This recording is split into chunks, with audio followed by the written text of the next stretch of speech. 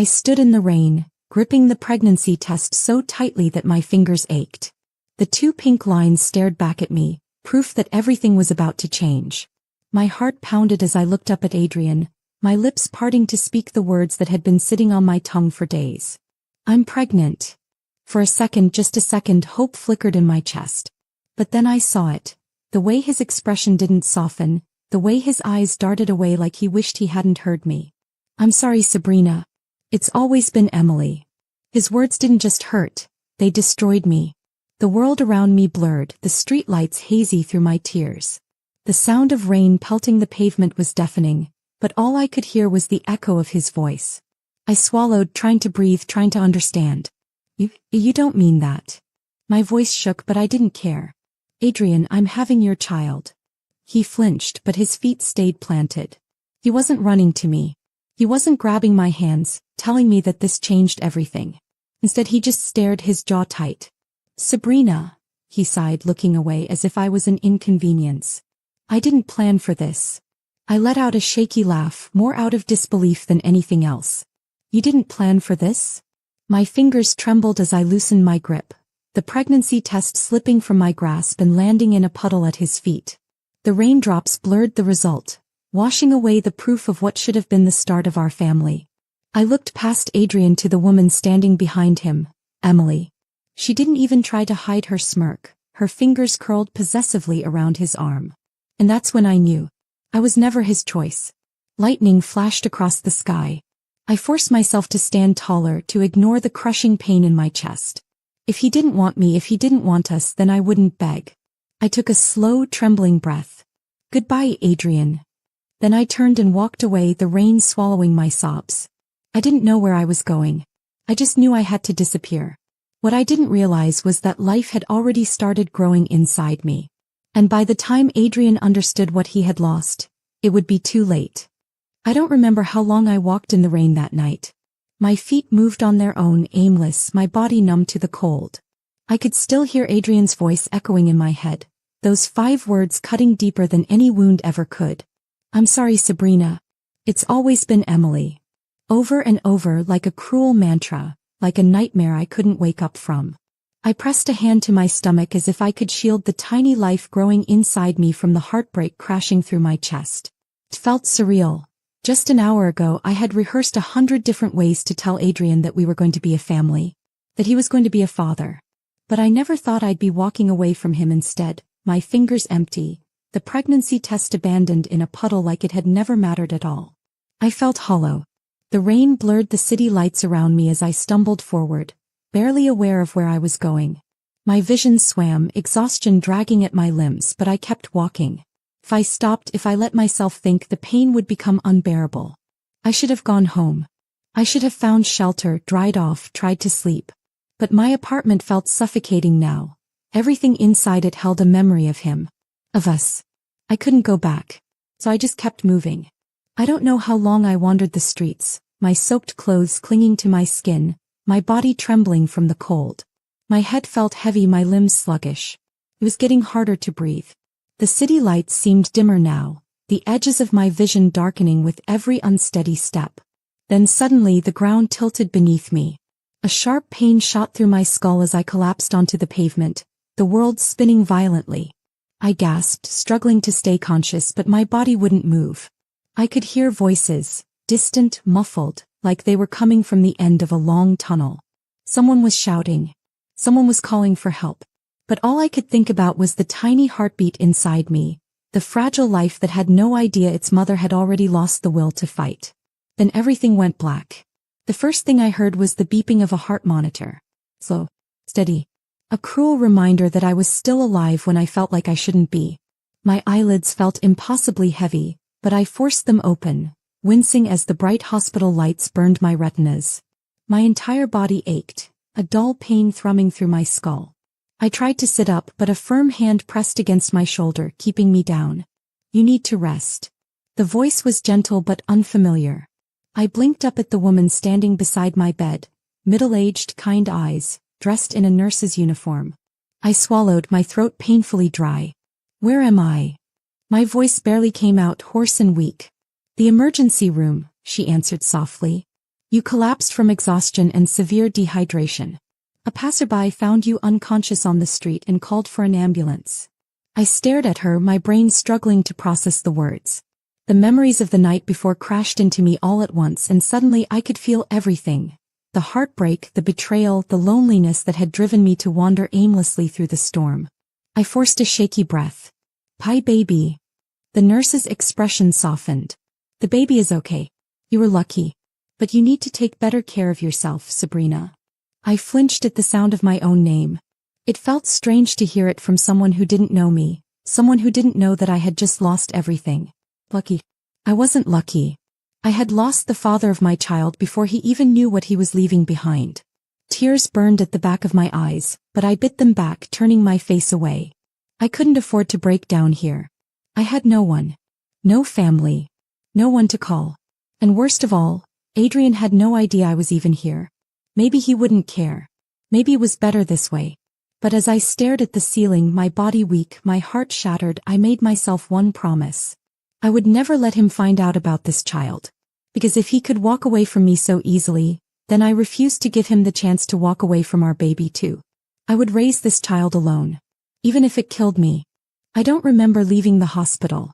One moment I was lying in that stiff white bed, listening to the distant beeping of machines, and the next I was stepping out into the world again. Alone. The rain had stopped, but the cold lingered, sinking into my bones as I clutched the thin hospital discharge papers in my hand. I had nothing else. No one waiting for me. No messages on my phone, no missed calls. Not that I expected one. Adrian didn't know. He wouldn't know. I tightened my coat around myself, my other hand instinctively resting on my stomach. It was still flat, still easy to pretend that nothing had changed. But I knew better. My body was no longer just mine. The nurse had said I was lucky. That the baby had survived. At first, I didn't know how to feel about that. There was a part of me, the weak, selfish part, that wondered if it would have been easier if fate had decided for me. If I had woken up to an empty womb, if I didn't have to make the choice myself. But that choice had already been made the moment I collapsed on that street. This baby survived. And if this tiny life inside me was strong enough to hold on, then I had to be strong enough to keep going. I packed my things that same night. The apartment I had shared with Adrian held too many memories. Every inch of it reminded me of him. The way he used to laugh as he made a mess in the kitchen, the way his scent clung to the pillows, the way he had once whispered that he couldn't imagine his life without me. I couldn't stay. Not in this city, not in the shadow of the man who had so easily chosen someone else. If I did, I knew I'd break all over again. So I left. I bought a one-way ticket to a place where no one knew my name, where I could start over without the weight of Adrian's ghost haunting my every step. It wasn't a grand city, not some picturesque escape. Just a quiet town where I could disappear. Where I could figure out how to be a mother, how to survive on my own. The first few weeks were the hardest. Finding a job was nearly impossible with my body still weak from the collapse. And no one wanted to hire a pregnant woman they assumed would be gone in a few months.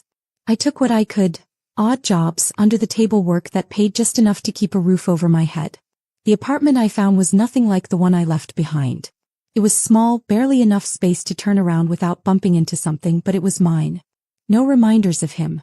No traces of the life I had lost. At night, when the loneliness crept in, I would place my hand on my stomach and whisper softly, "It's just us now, little one." I don't know if I was saying it for the baby or for myself. The months passed slowly, each one marking a new milestone. The first flutter of movement so faint I thought I imagined it. The first time I saw the baby on an ultrasound screen, tiny and real. The moment I heard the heartbeat, steady and strong, filling the empty spaces in my chest where love used to live. I didn't cry when I left Adrian. I didn't cry when I collapsed on that street or when I woke up in that hospital bed alone. But when I heard my baby's heartbeat for the first time, I broke. I pressed my hand over my mouth, shaking with silent sobs, the weight of everything crashing down all at once. This wasn't just an escape. This wasn't just me running from my past. This was a beginning. A life that belonged to me and the child I was carrying. And no matter how much it hurt, no matter how many times I wondered if I was strong enough to do this alone, I made a promise that day. Adrian would never know. I wouldn't let him take this from me. I wouldn't let him come back into my life only to leave again. He had made his choice. Now I was making mine. and I would do whatever it took to protect the only family I had left. I used to believe that choosing Emily would make everything feel right again. That once I walked away from Sabrina, all the confusion, all the hesitation would disappear. I was wrong. The first few weeks should have been the happiest of my life.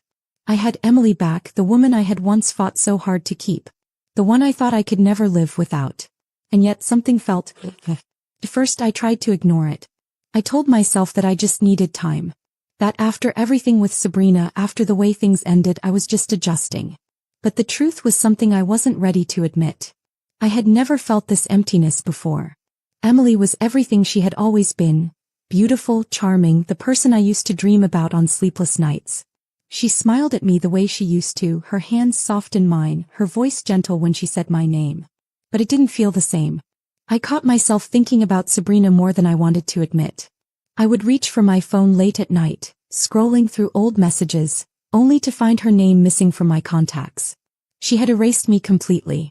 At first I thought she just needed time. That eventually she would reach out, yell at me, tell me how much she hated me. Something. Anything. But weeks passed, then months, and I heard nothing. She had disappeared. I told myself I should be relieved. That this was what I wanted. But every time I saw a familiar street, I found myself searching for her. Every time I passed a cafe we used to visit, I wondered if she still drank her coffee the same way. I told myself that I had made the right choice, but then why did it feel like I had lost something I could never get back? Emily sensed it before I even said anything. "You're thinking about her again, aren't you?" she asked one night, her voice tight with frustration. I looked up from my untouched dinner, my stomach twisting at the accusation. "Emily, don't." "Don't what?" she snapped, shoving her fork down. "Don't notice the way you barely look at me anymore? Don't feel the distance between us? God, Adrian, if you regret choosing me, just say it." I opened my mouth, but the words wouldn't come. Guess she was right. I didn't say it though. I didn't admit that every time I closed my eyes, I saw Sabrina walking away from me in the rain. I didn't tell her that I woke up some nights, heart racing, wondering why I felt like I was missing something important. Instead, I reached across the table, forcing a smile. "I love you, Emily. That hasn't changed." She didn't look convinced. But she didn't push me that night. The truth was, I didn't know what was wrong with me. I had everything I thought I wanted. I had Emily. But I had never felt more empty. It wasn't until much later that I realized what I had truly lost. And by then it was already too late. I had never known pain like this. The contractions tore through me, relentless and unforgiving, each wave leaving me gasping for breath. My fingers clutched the hospital sheets, knuckles white as I tried to focus on anything but the unbearable pressure threatening to rip me apart. I had read the books, watched the videos, listened to the nurses. I knew what to expect. But nothing could have prepared me for the sheer force of it, the way my body seemed to be breaking apart and rebuilding itself all at once. "You're doing great, Sabrina," the nurse encouraged, her voice calm but firm. "Just a little longer. A little longer." I had been in labor for hours, each second stretching into eternity. The room was bright, too bright, the fluorescent lights reflecting off the sterile white walls. The beeping machines, the scent of antiseptic, the cool sweat clinging to my skin. It all felt distant, like I was watching myself from outside my own body. Another contraction came and I bit down on my lip, refusing to scream, refusing to let the pain swallow me whole. I had come this far alone. I would finish this alone. No one was waiting outside for me. No warm hands to squeeze mine, no familiar voice whispering words of comfort. Adrian should have been here. He should have known. But I had made my choice and I had no regrets. I had built a life without him. I had survived without him. And now I was bringing our child into the world alone. A sob caught in my throat, but I swallowed it down. Not now. I couldn't fall apart now. "All right, Sabrina," the doctor's voice cut through the haze. "One more push. You can do this." I clenched my teeth, bracing myself. Every muscle in my body tensed as I gave everything I had left, every ounce of strength, every bit of pain, every lingering piece of my shattered heart. And then suddenly, a cry. A piercing, desperate wail filled the room, louder than anything I had ever heard. My breath hitched. My body sagged against the bed, exhaustion hitting me like a tidal wave. But none of it mattered. Because my baby was here. I barely had the strength to lift my arms, but when the nurse placed the tiny, warm bundle against my chest, I felt something shift inside me. Something deep, something powerful, something that made every tear, every heartbreak, every lonely night worth it. I looked down, blinking through my exhaustion, and there he was. My son. His skin was soft and warm, his tiny fists curling as he let out another cry. His hair was dark, damp from birth, and when he blinked up at me, his unfocused eyes were the same shade as Adrian's. The resemblance sent a sharp ache through my chest, but I pushed it away. Adrian wasn't here. He didn't deserve to be. I traced a trembling finger down my son's cheek, my heart swelling in a way I had never known was possible. He was so small, so perfect, so mine. Noah, I whispered, the name rolling off my tongue like it had always belonged to him. My sweet boy. His tiny body trembled against me as his cries softened, his warmth seeping into my skin. Tears blurred my vision, but this time I didn't hold them back. For the first time in months, they weren't tears of heartbreak.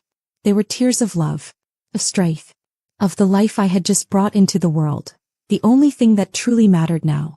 Noah was mine, and I would never let him feel like he wasn't enough. I pressed a kiss to his forehead, closing my eyes, holding him close. He was safe. He was loved. And I would never let anyone take him away from me. Not even his father. I never thought I'd see him again.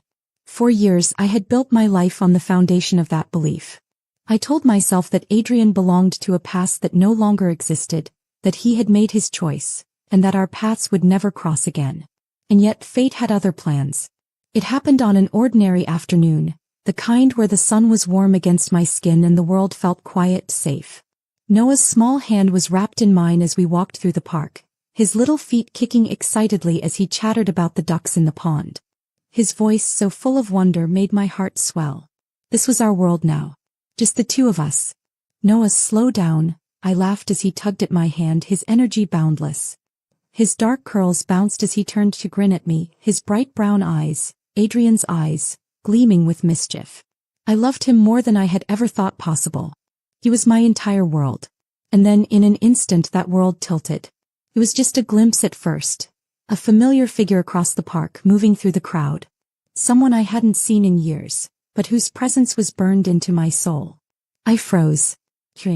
It couldn't be.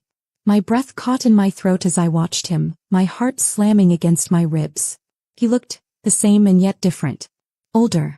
His once carefree expression was shadowed, his features sharper, more defined. There was something restless in the way he carried himself, as if he was searching for something without knowing what. I stood there, rooted to the ground, unable to move. I had spent years imagining this moment. What I would say if I ever saw him again. If I would tell him the truth, if I would let the pain of the past spill out, or if I would simply walk away without a second glance. But I hadn't planned for the most important factor. Noah. My son, who had no idea that the man just a few feet away from us was his father. I gripped his small hand tighter, my pulse racing. I needed to leave. No. Before Adrian saw us. Before he saw him. But fate wasn't that kind. Noah, be careful. I called out as he suddenly let go of my hand, running ahead toward the ducks near the pond. His giggles filled the air and I moved to follow him. And then Adrian turned. Our eyes met. The world seemed to stop. For a moment neither of us moved, neither of us breathed. His gaze locked onto mine, his expression shifting from surprise to something deeper, something unreadable. He took a step forward as if to make sure I was real. And in that moment I saw it, the flash of emotions in his eyes, the memories, the pain, the regret. But none of that mattered, because then his gaze flickered past me and landed on Noah. Everything inside me screamed. Adrian's entire body tensed, his eyes widening as he took in the small boy standing just a few feet away, completely oblivious to the storm that had just erupted in my chest. I could see the thoughts racing through his mind, the way he was trying to make sense of it. The way he was putting the pieces together before I could stop him. I turned to Noah, my voice shaky. Sweetheart, we need to go. Noah pouted, his little hands still reaching for the ducks, but I didn't give him a choice. I scooped him into my arms, my heart pounding so hard I could barely hear my own thoughts. I needed to leave. I needed to disappear just like I had all those years ago. But before I could turn away, Adrian's voice cut through the chaos. Sabrina. I squeezed my eyes shut. The past had finally caught up with me. And there was no escaping it this time. Hearing Adrian say my name after all these years sent a cold shiver down my spine. It wasn't just his voice, it was the way he said it. Like I was someone he had been searching for. Like I was someone he never expected to find. But I didn't want to be found. Noah shifted in my arms, wiggling slightly, but I held him tighter, forcing my legs to move. I turned on my heel, ready to disappear into the crowd, but I wasn't fast enough. Sabrina, wait. I felt his presence before I even saw him move. And then, suddenly he was in front of me. Too close. I inhaled sharply, my pulse racing, my grip on Noah tightening. I hadn't been this close to Adrian in years. And yet here he was, standing in front of me, looking at me like I was a ghost he couldn't believe was real. His eyes, those deep brown eyes I used to lose myself in, scanned my face, searching for something, anything. I could see the questions forming in his mind, see the confusion swirling behind his gaze. My throat felt tight, but I forced myself to stay calm. I can't do this, I whispered, my voice barely audible over the sound of the wind rustling through the trees. I have to go. But Adrian wasn't looking at me anymore. His gaze had shifted, down toward the little boy in my arms. Everything inside me froze. Noah blinked up at him, his tiny face scrunching in curiosity. Adrian's breathing hitched and I saw it happen. The exact moment realization slammed into him like a wrecking ball. His lips parted slightly, his entire body tensing. I could see the way his mind was racing, the way he was trying to make sense of what was in front of him. He looked at Noah. Really looked at him. The dark curls. The familiar shape of his eyes. The way his little nose scrunched up when he was deep in thought, just like Adrian's used to. The resemblance was undeniable. And Adrian wasn't stupid. I could practically hear his heart pounding as his gaze slowly lifted back to mine, disbelief and something dangerously close to devastation written all over his face. His voice was hoarse when he finally spoke. Sabrina, is he? I knew what he was asking. And I knew that if I didn't stop this now, there would be no turning back. Panic surged through me, my fingers trembling as I adjusted Noah in my arms. I have to go, I said again, my voice firmer this time. I stepped around him, my legs moving faster now. But Adrian grabbed my wrist, his touch burning through my skin. Tell me, he demanded, his voice breaking slightly. Tell me the truth.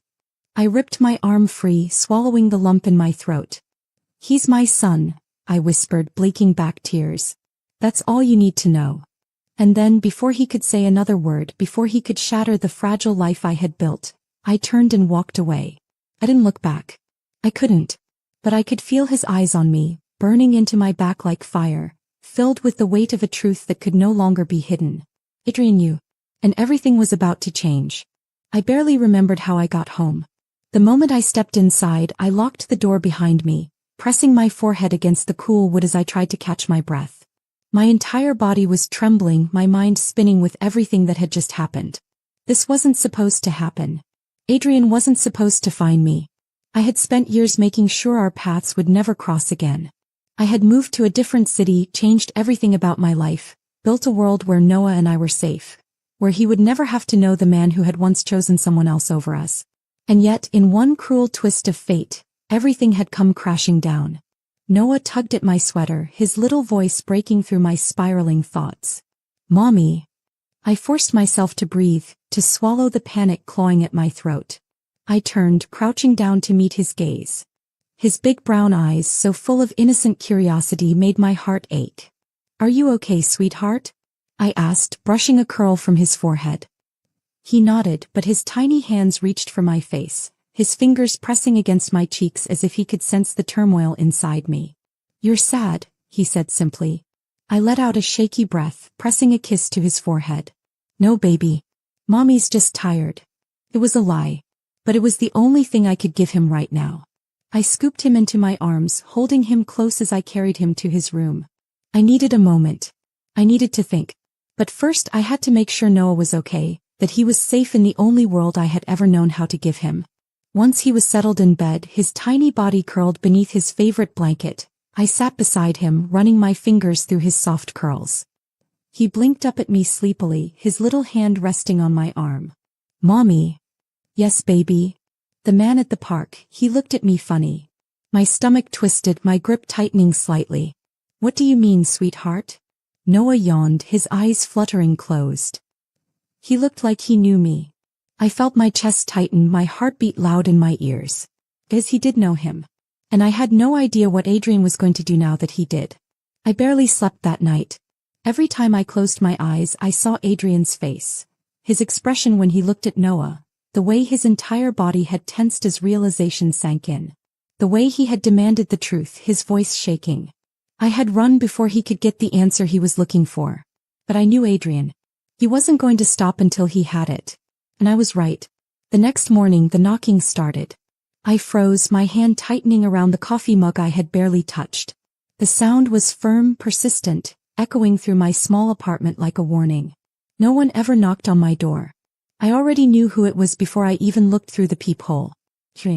I sucked in a sharp breath, my grip on the mug so tight I thought it might crack. He found me. I could pretend I wasn't home. I could wait it out, hope that he would eventually walk away. But then his voice came, muffled through the door but unmistakably his. Sabrina, I know you're in there. I closed my eyes, pressing my back against the wall, willing my heart to stop racing. Please, he continued, his voice lower now, rough around the edges. I just want to talk. I shook my head even though he couldn't see me. Oh, I can't do this. But Adrian wasn't giving up. I need to know the truth. Pause. Then softer, more broken. Is he mine? The words hit like a knife to my chest. I had spent years preparing for this moment, convincing myself that if it ever came I would be strong enough to lie. Strong enough to tell him that Noah wasn't his, that he had nothing to do with our lives. But now, standing here with my hands trembling and my heart threatening to shatter, I wasn't sure if I could. The knocking came again, this time softer. Please, Sabrina. I clenched my jaw, forcing myself to breathe. I could open the door. I could face him, tell him what I should have told him years ago. Or I could walk away from it all again, pretend like he never found us. But something inside me knew. This time, Adrian wasn't going to disappear. And I didn't know if I was ready for what that meant. I didn't open the door. I stood there, my breath uneven, my hands curled into fists as Adrian knocked again, his voice slipping through the cracks. Sabrina, please. He sounded different. Desperate. Not the Adrian I had known all those years ago. Not the man who had stood in the rain and told me he had chosen Emily. This Adrian wasn't so sure of himself. But I didn't care. He didn't get to sound lost. He didn't get to show up here after all this time, demanding answers he had never cared to ask before. Noah's soft breathing filled the quiet apartment, his small frame curled up under his blankets, blissfully unaware that the world outside our door was on the verge of breaking apart. And I would do anything, to keep it from shattering. My back pressed against the door, my knees weak as I forced myself to speak. Go away, Adrian. Silence.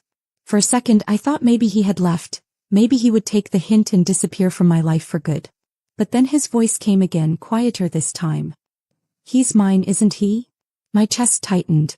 I swallowed, forcing the words I had rehearsed in my head 1,000 times. It doesn't matter. He let out a shaky breath, something between a laugh and a scoff. Doesn't matter? His voice was sharp now, edged with something raw. I have a son, and you think that doesn't matter? I squeezed my eyes shut. I had known this day would come, but I had never prepared for how much it would hurt. He's my son, I said, my voice barely above a whisper. You don't get to claim him just because you saw him once. Sabrina, open the door. No. A heavy silence followed. I pressed my hands to my face, trying to breathe, trying to steady myself. Then after a long pause he spoke again. I deserved to know him. The words sent a flash of fury through me, so fast, so sharp, that I barely recognized myself when I let out a bitter laugh. You deserve nothing. I pushed off the door, pacing the small space of my apartment as my voice rose. Where were you, Adrian? Where were you when I was lying in a hospital bed, wondering if my baby would even make it? Where were you when I worked 2 jobs just to make sure he had everything he needed? When he cried in the middle of the night, when he took his first steps, when he said his first word? Where were you? I didn't realize I was shaking until my voice broke on the last word. I heard him exhale sharply on the other side. I didn't know. That's not an excuse.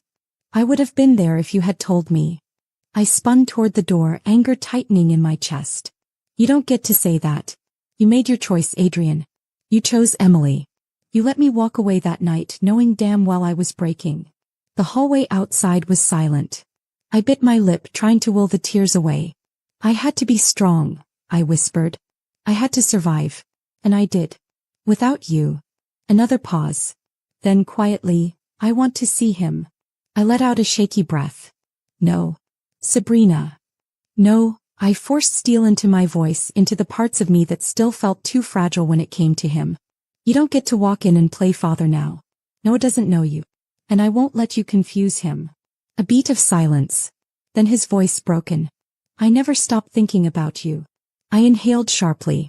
I hated him for saying that. For making me remember things I had spent years trying to forget. For making me wonder what it would have been like if he had chosen me instead. But it didn't change anything. Noah wasn't his to claim. And I would never let him take my son away from me. My fingers curled around the doorknob, but I didn't turn it.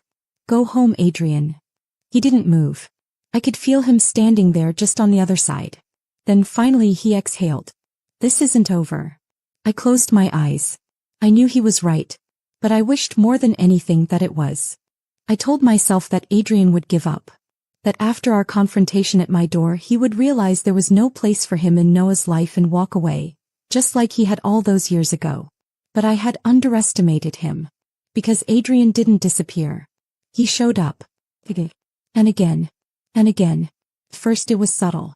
A car parked outside my building that I pretended not to recognize. A glimpse of him near the coffee shop down the street, his eyes searching, lingering for a moment too long before he turned away. Then he got bolder. I saw him in the park where I took Noah to play, standing at a distance, his expression unreadable as he watched from across the field. He never approached, never crossed the invisible boundary I had set, but his presence was suffocating. And I hated that I still noticed him. That I could still sense him before I even saw him. That even after all these years, my body still betrayed me, still remembered what it was like to love him. But love had nothing to do with this. One evening after work I walked out of the small bakery where I had been picking up Noah's favorite pastries, and there he was, leaning against his car, arms crossed, waiting for me like he belonged there. I nearly turned around, but I was too exhausted to keep running. I met his gaze, forcing my voice to stay steady. This is stalking, you know. His lips twitched, but there was no amusement in his eyes. I just want to talk. I let out a slow breath. There's nothing left to say. That's not true. His voice was quiet but firm. You know that's not true. I clenched my jaw. Adrian. I've been a fool, he cut in, stepping closer. I made the biggest mistake of my life when I let you go. And now I find out I lost more than just you. I refused to let those words sink in. I forced myself to look at him, to really look at him. There was something different in his eyes, something raw and unguarded. Lost. Not the confident, self-assured Adrian I had once loved. But that wasn't my problem. I straightened, gripping the paper bag in my hands. You don't get to do this. You don't get to come back after all this time and pretend like you care. He flinched, and for a moment I thought he might back off. But then he ran a hand through his hair, exhaling sharply. You don't understand. The night you left He stopped, shaking his head. I thought I was making the right choice. I thought Emily was what I wanted. But the second you were gone, I knew I had made the worst mistake of my life. I sucked in a sharp breath, my pulse hammering. I looked for you, he admitted, his voice rough. I searched everywhere. But you were gone. It was like you vanished into thin air. Good. I had made sure of that. I forced myself to stay cold, to ignore the part of me that wanted to believe him. And now you want a second chance? I let out a hollow laugh. Sorry, Adrian. I don't have one to give you. His jaw tightened. I'm not here for a second chance with you, Sabrina. I'm here for my son. My stomach twisted, ice spreading through my veins. Noah isn't your son, I said, my voice deadly quiet. He's mine. His eyes darkened. You can't erase me from his life. I lifted my chin. I already did. Silence stretched between us, heavy and suffocating. Then after a long moment, Adrian exhaled. I want to see him. I shook my head. No. Sabrina. His voice was softer now, almost pleading. I know I don't deserve your forgiveness. I know I don't have the right to ask for anything. But he's my son and I need to know him. I closed my eyes, gripping the bag in my hands like it could hold me together. I can be patient, Adrian continued. I won't force my way in. But I'm not going away. A lump formed in my throat. I hated him for this. For not giving up. For forcing me to face the one thing I had spent years avoiding. I didn't know what to say. So I said nothing. I turned and walked away, pretending I couldn't feel his gaze burning into my back. But for the first time since I had left him behind, I wasn't sure if I could keep running. I thought I could ignore him. I told myself that if I stayed firm, if I kept saying no, Adrian would eventually give up. That he would realize Noah wasn't his to claim, that he had lost the right to be a father the moment he let me walk away without a fight. I was wrong. Because life has a cruel way of forcing you to face the things you fear the most. And nothing could have prepared me for the moment I almost lost everything. It started with a fever. Noah had always been a strong, healthy boy. A little sniffle here and there, an occasional cold in the winter, but nothing serious. So when he complained of a headache one evening, I brushed his curls back and kissed his forehead, telling him it would be okay. By morning he was burning up. His small body trembled under the blankets, his breathing shallow as he whimpered my name. Panic gripped me as I scooped him into my arms, whispering soft reassurances that I didn't even believe myself. I rushed him to the hospital, my heart pounding so loudly I could barely think. Every second felt like an eternity as they wheeled him away, nurses speaking in hushed tones, machines beeping in ways that made my stomach churn. I should have been strong. I had survived everything life had thrown at me. I had built a life from nothing, protected my son from the past, stood tall even when my heart had been shattered. But watching Noah's tiny frame lying so still in that hospital bed, his skin pale, his lips dry, broke me in a way I had never known before. I held his little hand, pressing kisses to his knuckles, whispering prayers to a God I wasn't even sure I believed in anymore. "Please," I murmured, my voice shaking. "Please, baby, just open your eyes." A doctor came in not long after, her expression calm but serious. "We ran some tests. His immune system is fighting something, but his white blood cell count is dangerously low." I swallowed, my throat dry. "What does that mean?" She sighed. "We need a compatible donor. A parent is usually the best option." I barely heard the rest. My mind was already reeling. I was Noah's mother. His only parent. There was no one else. I nodded quickly. "Test me. Do whatever you need to do." They took my blood, but when they came back, their faces told me everything before they even spoke. "I'm sorry," the doctor said softly. "You're not a match." The world seemed to tilt. No, that wasn't possible. I was his mother. I had carried him, loved him, fought for him. How could my blood not be enough? "We need to find another donor quickly," she continued, her voice gentle. "Is his father in the picture?" I closed my eyes. For years I had worked so hard to keep Adrian out of our lives. To erase his presence, to make sure Noah never had to know the pain of being unwanted. And now life was laughing in my face. I had no choice. With shaking hands I reached for my phone. The number I never thought I'd dial again stared back at me. My fingers hovered over the screen, my breath coming in shallow gasps. Then before I could talk myself out of it, I pressed call. It rang once. Twice. Then his voice came through, rough, hesitant. "Sabrina." I swallowed past the lump in my throat. "Adrian. I need you." Silence. Then urgency. "Where are you?" I let out a breath I hadn't realized I was holding. "St. Luke's Hospital." "I'm on my way." The line went dead. I stared at the phone in my trembling hands, my heart pounding so hard I could barely hear anything else. I had spent years keeping Adrian away from my son. But now the only person who could save Noah was the man I had sworn to keep him from. And for the first time since leaving Adrian behind, I was terrified of what came next. The moment Adrian stepped into the hospital, I felt the air shift. He looked frantic, his eyes scanning the hallway until they landed on me. And when they did, everything else seemed to disappear. But I didn't move toward him. I didn't let myself feel the way my heart clenched at the sight of him, at the way he looked, like a man who had just realized he was too late. He rushed forward, stopping just inches from me, his voice tight with fear. "Where is he?" I swallowed hard, my chest tightening, and pointed down the hall. Without another word, he walked past me, disappearing into Noah's hospital room. I could have followed. I could have stood there and watched the moment he saw his son, the moment he truly understood everything he had missed. But I didn't. I had spent too many years standing on my own to let Adrian's presence shake me now. Instead, I leaned against the cold hospital wall, pressing a hand to my forehead, trying to quiet the storm inside me. Minutes passed. Maybe longer. Then slowly Adrian stepped out of the room. His face was pale, his hands shaking at his sides. He looked at me like he was seeing me for the first time, like he finally understood what I had carried all these years. I met his gaze, my voice flat. "He looks like you." His throat bobbed as he swallowed. "Sabrina, don't." I held up a hand, cutting him off before he could say whatever desperate plea was lingering on his tongue. "Don't say you're sorry. Don't tell me you regret it. Don't stand here and act like this changes anything." His jaw tensed. "It does change things." I let out a sharp, bitter laugh. "For you maybe. But not for me." I shook my head, arms wrapping around myself as I forced the words out. "I spent years building a life without you, Adrian. I learned how to be a mother without help, without support. I stayed awake every night, terrified I wasn't enough, terrified I would fail. And you were living your life. You were fine." Regret flickered in his eyes. "I wasn't fine." I clenched my jaw. "It doesn't matter." Silence stretched between us, heavy and suffocating. Finally, Adrian exhaled. "I want to be in his life." I felt my heart squeeze, but I didn't let it show. "Noah is my son." My voice was steady, cold.